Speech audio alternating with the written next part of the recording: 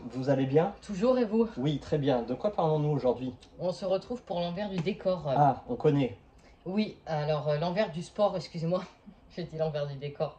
Pardon. Alors en fait, ça va être des petits épisodes documentaires Oui, qui peuvent aller, je crois, de 40 à 1 heure. oui. C'est indépendant.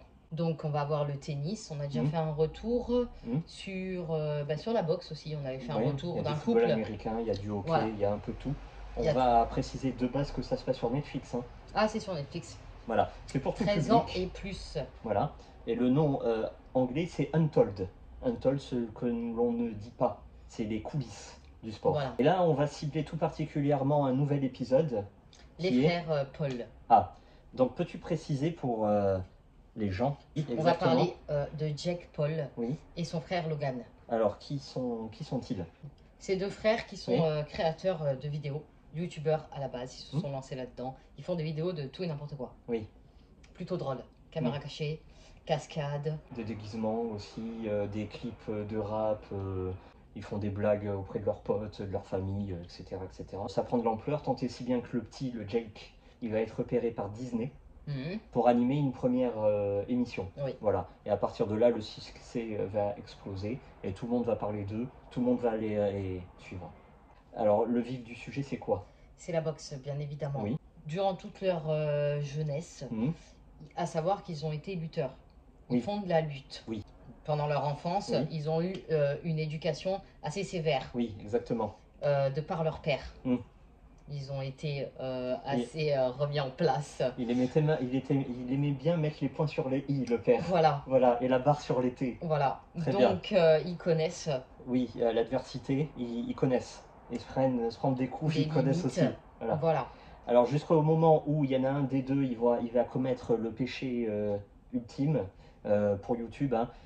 Tout le monde est au courant, il va montrer un type qui se suicide, voilà, en vidéo, dans la forêt au La Japon. forêt des suicidés. Voilà. Et donc arrivé à un moment, le monde entier va détester les frères Paul. Voilà, c'est officiel, tout le monde les critique, Voilà. allez, je reste poli.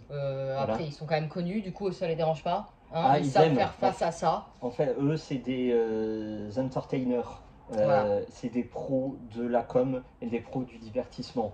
Plus on les haït, plus on parle d'eux, Ils sont contents. plus ils gagnent de l'argent. Voilà. Voilà. Sauf que le Jake Paul, lui, il décide, il en a ras-le-bol. Et il veut avoir une destinée, un but dans la vie. boxe. Et donc, il se lance dans la boxe. À fond. Voilà, pendant 3 ans, il va se retirer à Porto Rico, un truc comme ça, pour s'entraîner. Et il va faire ses premiers combats de boxe en ciblant des youtubeurs qui, pareil, cherchaient querelle. Voilà. Puis des combattants de MMA. Voilà. Jusqu'au moment où il va affronter un boxeur professionnel. Alors évidemment, la boxe voit arriver ces deux guignols en disant vous boxez depuis 6 mois, on n'a pas besoin de vous, repartez, vous êtes des guignols. Logique. Mais pourtant, le Jake Paul, il affronte des combattants professionnels, il les défonce. Il gagne. Il les défonce. Voilà. Donc, et on est face à la boxe, qui est un sport moribond. Ça chute totalement. Et le MMA, c'est l'apogée, hein, Le MMA, évidemment. ça monte, ouais. Et ben, grâce à Jake Paul, eh bien, la boxe va retrouver de la verve, ça va retrouver l'énergie, les pay-per-view vont monter, les audiences vont monter, ça va exploser. les médias vont alimenter tout ça, l'autre il va balancer des injures à tout le monde, du genre ouais moi je te défonce, moi je te prends, je suis le plus fort, je suis le meilleur, et tout le monde le haït, et lui il adore ça, parce qu'il marchande des combats à 30 millions de dollars, donc c'est pas n'importe quoi. Ouais. Et donc là, est-ce que tu peux nous donner son total de victoires? À ce jour, j'ai noté 7 victoires Oui, et seulement une seule défaite. voilà. Une défaite, c'est le boxeur pro, contre qui il est allé jusqu'à la décision. Il a fait les 8 rounds, donc c'est vraiment respectable. Voilà. Alors, en quoi c'est intéressant de regarder ce documentaire? C'est-à-dire qu'il part de rien. C'est toujours bien de savoir la vie, oui, exactement. Ouais, il part de rien.